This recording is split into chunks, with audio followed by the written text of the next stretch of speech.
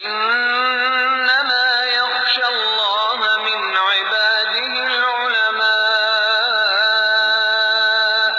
إن الله عزيز غفور۔ آج ہم بات کریں گے اللہ تبارک و تعالیٰ کے ناموں میں سے 29ویں نام پر، 29 جی، اور یہ اسماء حسنہ میں سے اس کا 29واں نمبر ہے،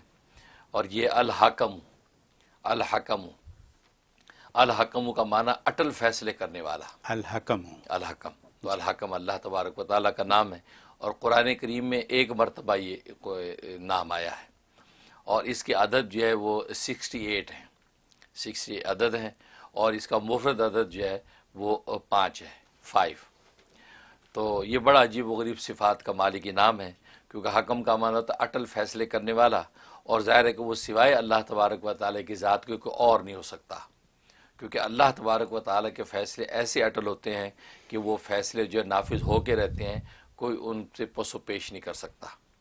اور اللہ تبارک و تعالیٰ دنیا اور آخرت کے ہر امر کا فیصلہ کرتے ہیں،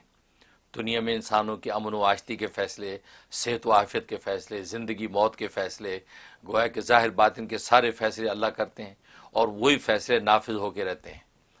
اسی طریقے آخرت میں بھی اللہ تبارک و تعالیٰ سارے فیصلے کریں گے، شقاوت کس کی مقدر میں ہے اور سعادت کس کے مقدر میں ہے، جنت کس کی قسمت میں ہے، دوزخ کس کا مقدر ہے، یہ سارے فیصلے اللہ تبارک و تعالیٰ کریں گے، اور کوئی اس فیصلے کے جو ہے وہ مد مقابل کھڑا نہیں ہو سکتا۔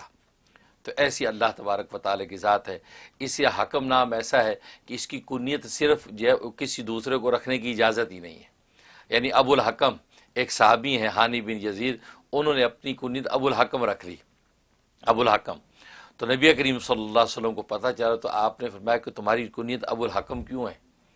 کہا کہ اصل میں قبیلے میں میں بڑا اہم و مرکزی آدمی ہوں، لوگ پورے قبیلے کے مسائل لے کے آتے تو میں فیصلے کرتا ہوں اور وہ فیصلے نافذ ہوتے ہیں، اس لیے انہوں نے میری کنیت ابو الحکم رکھ دی۔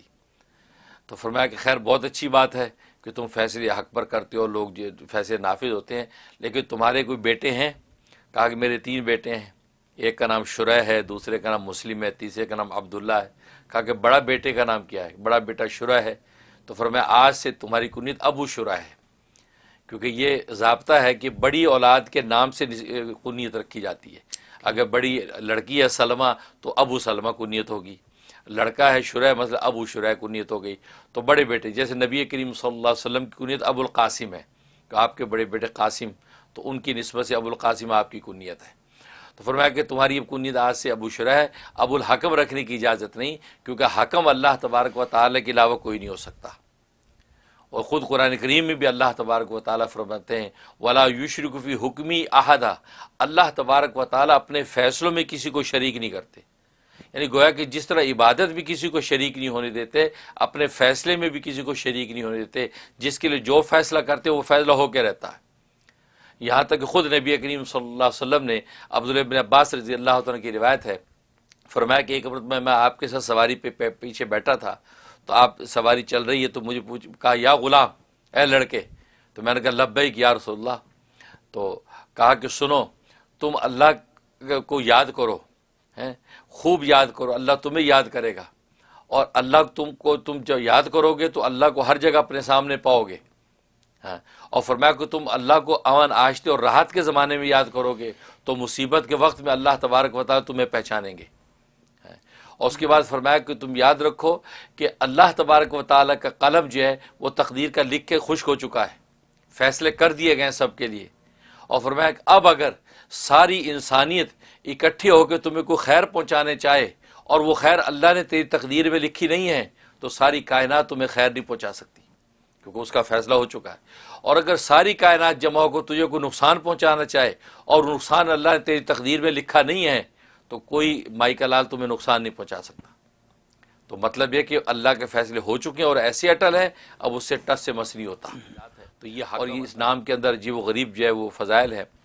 سب سے عجیب و غریب فائدہ یہ کہ ایسا شخص کہ جو نئی سے نئی جو ہے کوئی ایجادات کرنا چاہتا ہے یا نئے سے نئے آئیڈیاز چاہتا ہے کہ مجھے آئیڈیاز ملیں، یا کمپنی میں کسی ایسے عہدے پہ جس کو نئے نئے آئیڈیاز چاہیے وہ نئے آئیڈیاز دیں تو ترقی کرے، تو حکم کے اندر اس کی بڑی تاثیر ہے۔ آدھی رات کے بعد جو ہے وہ الحکم جو ہے اس کا 99 ٹائم ورد کرے، یعنی رات کے 12 بجے کے بعد جو ہے یا حکمو یا حکمو یا حکمو یا الحکمو الحکمو کا ورد کرے، اول آخر 11 مرتبہ درود شریف یہ کر کے سینے پہ دم کر کے سو جایا کرے، تو یہ پابندی سے کرے تو اللہ تبارک و تعالیٰ اس پر ایسے اسرار کھولیں گے، اور جس ٹاپک کے بارے میں وہ اسرار رموز چاہتا ہے اللہ اسی ٹاپک کے بارے میں اس پر اسرار رموز کھولیں گے، اور وہ پھر ظاہر ہے کہ اپنی دنیا کے مادی معاملات ہوں یا آخرت کے امور ہوں اس کے لیے راہیں کھولتی ہیں۔ یہ اس کے اندر تاثیر